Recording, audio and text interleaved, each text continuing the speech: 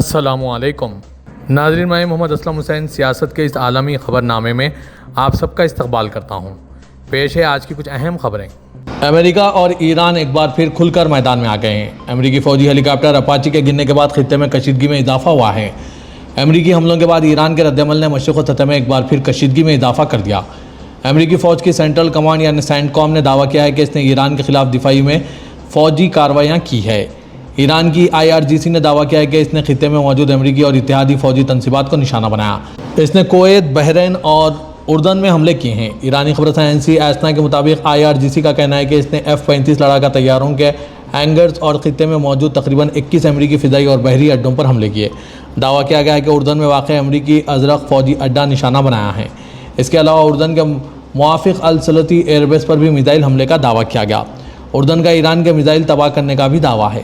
اس بیچ اردن کی فوج نے کہا ہے کہ اس کے فضائی دفاعی نظام نے ایران سے داغے گئے 5 میزائل مار گرائے۔ یہ میزائل اردن کے ازرق علاقے کی جانب بڑھ رہے تھے۔ فوج کے بیان کے مطابق میزائلوں کو فضا ہی میں تباہ کر دیا گیا تھا۔ ان کے ملبے کے کچھ ٹکڑے زمین پر گرے، لیکن کسی شخص کے ہلاک یا زخمی ہونے یا کسی قسم کے مالی نقصان کی کوئی اطلاع موصول نہیں ہوئی ہے۔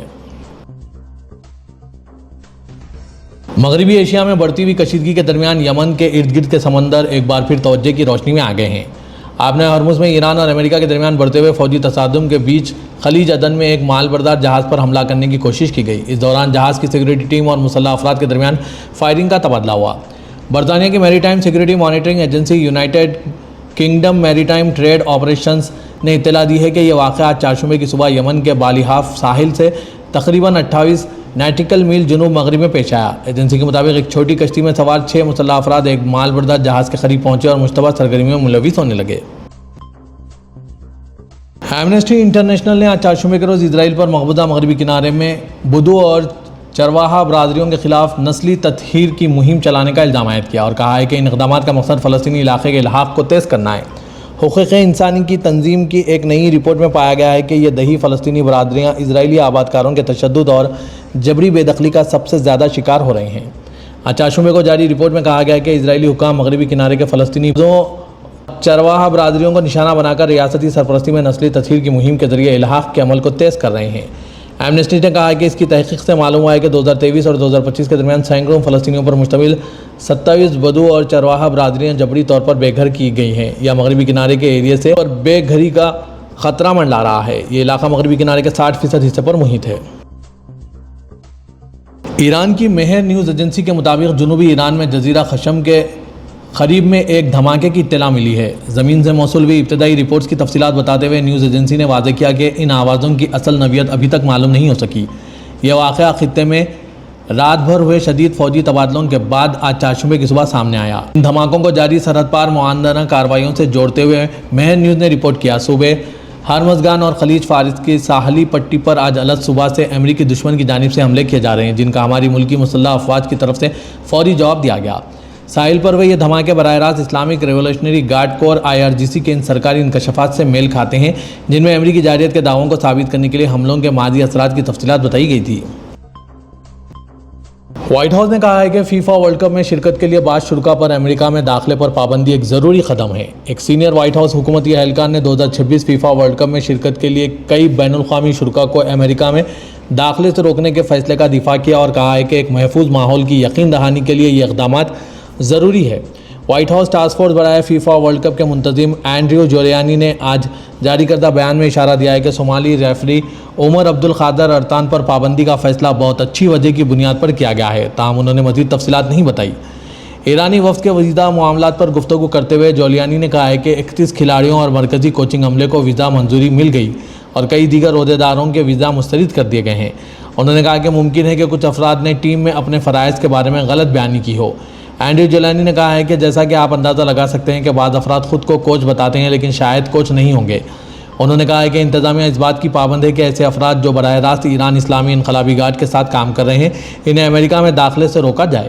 جولیانی نے زور دیا ہے کہ ٹرمپ اور وزیر خارجہ مارکو روبیو مخصوص عناصر کے خلاف سخت پابندیاں برقرار رکھے ٹورنامنٹ کے لیے مساوی شرائط فراہم کرنا چاہ رہے ہیں۔ ایران کی وزارت خارجہ کے ترجمان اسماعیل باقائی نے آج چہارشنبے کے روز تہران اور واشنگٹن کے درمیان خلیج میں رات بھر ہوئی جھڑپوں کے بعد کہا ہے کہ جنگ بندی کی مسلسل خلاف ورزیوں کے ہوتے ہوئے امریکہ کے ساتھ سفارتی کوششیں آگے نہیں بڑھ سکتی۔ باقائی نے واشنگٹن پر متضاد پیغامات بدلتے ہوئے موقف اور جنگ بندی کی بار بار خلاف ورزیوں کے ذریعے سفارتکاری کو سبوتاژ کرنے کا الزام لگایا اور کہا کہ اسرائیل بھی لبنان میں جنگ بندی کی بار بار خلاف ورزیوں کے ذریعے اس عمل کو نقصان پہنچا رہا ہے۔ انہوں نے کہا کہ رات کے واقعات کے بعد ہمیں یعنی واشنگٹن کے ساتھ سفارتی راستے کا اثر و جائزہ لینے کی ضرورت ہے۔ کسی بھی سفارتی عمل کے لیے کم از کم ایک مستحکم ماحول درکار ہوتا ہے۔ امریکہ نے چہارشنبے کی صبح سویرے ایران پر اس وقت فضائی حملے کیے جب اس نے ایک امریکی لڑاکا ہیلی کاپٹر گرنے کا ذمہ دار تہران کو ٹھہرایا، جس کے نتیجے میں ایران کی طرف سے نئے حملے ہوئے اور جوابی حملوں کا سلسلہ مزید وسیع ہو گیا، جس سے جنگ کے خاتمے کے لیے جاری بات چیت کی پٹری سے اترنے کا خطرہ پیدا ہو گیا ہے۔ اسرائیلی وزیراعظم بنیامین نتنیاہو کی پارٹی نے آج چہارشنبے کے روز اعلان کیا ہے کہ وہ اس سال دوبارہ انتخاب لڑیں گے۔ یہ اعلان امریکی صدر ڈونلڈ ٹرمپ کے اس بیان کے بعد سامنے آیا جس میں انہوں نے کہا تھا کہ وہ یقین سے نہیں کہہ سکتے کہ آیا اسرائیلی وزیراعظم دوبارہ الیکشن میں کھڑے ہوں گے یا نہیں۔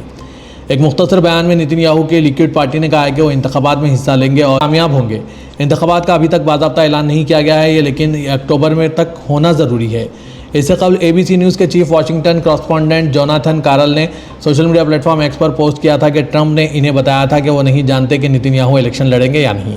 صحافی کے مطابق ٹرمپ نے کہا، میں نہیں جانتا، ان کا کیریئر شاندار رہا ہے، کیا وہ اسے جاری رکھنا چاہتے ہیں۔ اسرائیلی انتخابات 7 اکتوبر 2023 کے حماس کے حملے کے بعد پہلے انتخابات ہوں گے جو ملک کی سب سے بڑی سیکیورٹی ناکامی تھی، جس کے نتیجے میں غزہ کی پٹی میں اسرائیل کی نسل کشی کا آغاز ہوا۔ متحدہ عرب امارات اور مصر نے آج چہارشنبے کے روز اردن، بحرین اور کویت کو نشانہ بنانے والے ایرانی حملوں کی سخت مذمت کرتے ہوئے انہیں خطرناک لچکدار اضافہ یعنی کشیدگی اور تینوں ممالک کی خود مختاری اور علاقائی سالمیت کی خلاف ورزی قرار دیا۔ خطے میں امریکہ سے منسلک اہداف پر ایرانی حملوں کے دوران کویت، بحرین اور اردن نے ڈرون گرائے، فضائی حملے کے سائرن بجنے اور میزائل مار گرانے کی اطلاعات دی ہے۔ ایک بیان میں مصر کی وزارت خارجہ نے تینوں خلیجی ممالک کے ساتھ قاہرہ کی کامل یکجہتی کا اظہار کیا اور ان کی سیکورٹی، استحکام اور قومی اثاثوں کے تحفظ کے لیے اٹھائے جانے والے اقدامات کی حمایت کی توثیق کی۔ وزارت نے کہا کہ ان حملوں نے پورے خطے کی سیکورٹی اور استحکام کو خطرے میں ڈال دیا ہے اور اس بات پر زور دیا کہ عرب ممالک کی سیکورٹی مصری اور عرب قومی سلامتی کا لازمی حصہ ہے۔ یوکرینی ڈرونز نے روس کے زیر قبضہ کریمیا کے شہر سیواستوپول میں ایک تاریخی میوزیم کو نشانہ بنایا۔ مقامی حکام نے بتایا کہ فضائی حملوں کے پیش نظر رات کے وقت چل رہے ٹرینوں کی تعداد کم کر دی گئی۔ یہ میوزیم 1853 سے 1856 کے دوران روسی سلطنت اور سلطنت عثمانیہ سمیت دیگر اتحادیوں کے درمیان ہوئی کریمیا کی جنگ کی یاد میں بنایا گیا ہے، جس میں روس کو شکست ہوئی تھی۔ سیواستوپول کے روس کی طرف سے مقرر کردہ گورنر میخائل رازیوف نے ٹیلی گرام پر بتایا کہ میوزیم کی چھت پر آگ لگی ہوئی ہے۔ انہوں نے نقصان یا کسی کے زخمی ہونے کے بارے میں مزید تفصیلات فراہم نہیں کی۔ روزوزیف نے آج اپنی پوسٹ میں کہا ہے کہ دشمن کو اس گستاخی کی قیمت چکانی پڑے گی۔ جنوبی افریقہ کی پولیس نے آج چہارشنبے کے روز بتایا کہ جوہانسبرگ کے مشرق میں واقع کلیولینڈ کی ایک غیر رسمی بستی یعنی جھگیوں میں منگل کی رات مسلح افراد کی فائرنگ سے کم از کم 12 افراد ہلاک اور 9 زخمی ہو گئے۔ پولیس نے ایک بیان میں کہا ہے کہ انہوں نے جمپرس نامی غیر رسمی بستی میں ہوئے اس حملے کے بعد 10 سے زائد مشتبہ افراد کی گرفتاری کے لیے چھاپہ مار کارروائی انجام دی۔ حملے کی وجہ معلوم نہیں ہو سکی۔ پولیس کے مطابق مشتبہ افراد ایک سفید ٹویوٹا گاڑی میں آئے، وہ 2 مختلف راستوں سے بستی میں داخل ہوئے اور اسی گاڑی میں فرار ہونے سے پہلے متعدد مقامات پر اندھادھند فائرنگ کر دی۔ جنوبی افریقہ میں قتل کی شرح دنیا میں سب سے زیادہ ہے، جہاں روزانہ اوسطاً تقریباً 60 افراد قتل ہوتے ہیں۔ شمالی کوریا کے سرکاری میڈیا کے CNA نے آج چہارشنبے کے روز بتایا کہ چینی صدر شی جن پنگ نے پینگ یانگ کے اپنے دورے کے بعد اکثر شکرگزاری کے پیغام میں کہا ہے کہ انہوں نے اور شمالی کوریا کے رہنما کیم جونگ ان نے ایک اہم اتفاق رائے پایا ہے اور وہ علاقائی و عالمی امن کے تحفظ پر متفق ہوئے ہیں۔ KCNA کی جانب سے مکمل طور پر نشر کیے گئے اس پیغام میں شی جن پنگ نے کہا ہے کہ دونوں فریقین نے مشترکہ دلچسپی کے امور پر تفصیلی تبادلہ خیال کیا اور اہم ترین اتفاق رائے کی ایک سیریز تک پہنچے جو ان کے تعلقات کو مزید گہرا کرنے کے عزم کی عکاسی کرتا ہے۔ مستقبل پر نظر ڈالتے ہوئے شی جن پنگ نے کہا ہے کہ وہ 2 طرفہ تعلقات کے مستحکم تحفظ، استحکام اور ترقی اور علاقائی و عالمی امن اور ترقی میں مزید تعاون کے لیے بنیادی اور طویل مدتی مفادات کی بنیاد پر کیم جونگ ان کے ساتھ مل کر کام کرنے کے خواہاں ہیں۔ سعودی عرب کے ہیریٹیج کمیشن نے مدینہ ریجن کے المہد گورنریٹ میں آثار قدیمہ کے سروے کا دوسرا مرحلہ مکمل کر دیا ہے، جس کے دوران ماضی کی تہذیبوں کے آثار و شواہد دستاویزی شکل میں محفوظ کیے گئے۔ یہ آثار ایک ایسی تاریخ کی عکاسی کرتے ہیں جو اسلامی ریاست کے ابتدائی ایام تک پھیلی ہوئی ہے۔ عرب نیوز کے مطابق کمیشن نے سروے کے 3 علاقوں السویرقہ، الموہیا اور حاضات میں جب مجموعی طور پر 1774 آثار قدیمہ کی دریافتوں کو دستاویزی شکل دی۔ ان میں سے ہر مقام پر انسانی موجودگی کے ایسے پائیدار شواہد محفوظ ہیں جو صدیاں گزرنے کے باوجود برقرار رہے ہیں۔ فیلڈ سروے ٹیموں نے آثار قدیمہ کے مزید 156 مقامات کو رجسٹر کیا جہاں مختلف ادوار کے آثار دریافت ہوئے ہیں۔ ان میں 461 آثار اسلامی دور کے ہیں، سمودی دور کی 34 تحریریں اور 1259 چٹانی نقوش شامل ہیں۔ سعودی پریسیڈنسی کے مطابق ماہرین آثار کی ٹیموں کی دریافت میں 11 پتھروں کی تعمیرات کے علاوہ 3 محلات اور عمارتوں کے کھنڈرات کے علاوہ قافلوں کی گزرگاہیں اور 4 قدیم کنویں شامل ہیں۔ مسجد حرم اور مسجد نبی کے امور کے جنرل اتھارٹی نے کہا ہے کہ نمازیوں اور زائرین کی ضروریات کو پورا کرنے کے لیے مسجد نبی صلی اللہ علیہ وسلم میں روزانہ تقریباً 235 ٹن زمزم تقسیم کیا جاتا ہے۔ ایس پی اے کے مطابق یہ اقدام حرمین شریفین میں نمازیوں اور زائرین کو خدمات کی فراہمی کی جاری کوششوں کا حصہ ہے۔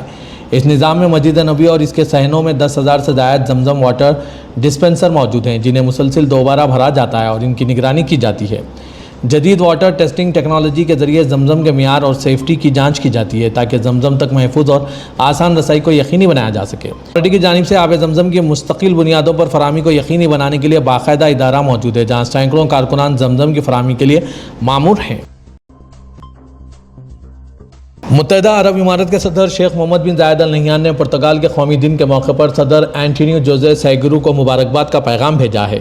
اس موقع پر وائس پریزیڈنٹ وزیر اعظم اور دبئی کے حکمران شیخ محمد بن راشد ال مکتوم اور نائب صدر نائب وزیر اعظم اور صدارتی دیوان کے چیئرمین شیخ منصور بن زاید ال نہیان نے بھی پرتگال کے صدر اینٹونیو جوزے اور وزیر اعظم لوئس مونٹی نیگرو کو مبارکباد کے پیغامات بھیجے ہیں۔ پاکستان کی فوج نے افغانستان سے متصل سرحدی علاقوں میں فضائی حملے کیے ہیں۔ افغان حکام کے مطابق ان حملوں میں ہلاک ہونے والوں میں زیادہ تر بچے شامل ہیں۔ افغان حکومت کے ترجمان ذبیح اللہ مجاہد نے social media platform X پر بتایا کہ پاکستانی فوج نے گزشتہ رات ایک بار پھر افغانستان کی فضائی حدود کی خلاف ورزی کی اور صوبے کڈر، خوست اور ربکتیکا میں بمباری کی۔ ان حملوں میں 11 بچوں سمیت 13 افراد ہلاک ہو گئے جبکہ 14 دیگر خواتین اور بچے زخمی ہوئے ہیں۔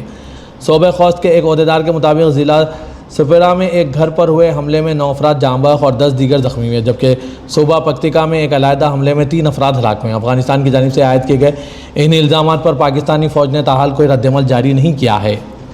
پاکستان کی جانب سے کیے گئے یہ حملے گزشتہ کئی ہفتوں کے دوران سب سے مہلک قرار دیے جا رہے ہیں۔ فروری کے آخر میں دونوں ممالک کے درمیان ہوئی جھڑپوں کے بعد سرحدی علاقوں میں کچھ عرصے تک نسبتاً سکون رہا، تاہم اب ایک بار پھر کشیدگی میں اضافہ دیکھا جا رہا ہے۔ اٹالوی وزیر اعظم جارجیا میلونی نے آج چہارشنبے کے روز اپنے ہندوستانی ہم منصب نریندر مودی کو اپنے ملک کے سب سے طویل عرصے تک خدمات انجام دینے والے منتخب وزیر اعظم بننے پر مبارکباد پیش کی اور دونوں ممالک کے عوام کے لیے نئے مواقع پیدا کرنے میں ان کے ساتھ مل کر کام کرنے کی آمادگی کا اظہار کیا۔ وزیر اعظم نریندر مودی آج چہارشنبے کو بھارت کے سب سے طویل عرصے تک خدمات انجام دینے والے وزیر اعظم بن گئے ہیں۔ انہوں نے مرکزی حکومت کی قیادت کرتے ہوئے 12 سال مکمل کر لیے۔ انہوں نے بحیثیت منتخب وزیر اعظم کے طور پر اپنے عہدے پر 1399 دن گزار کر سابق وزیر اعظم جواہر لال نہرو کا ریکارڈ توڑ دیا ہے۔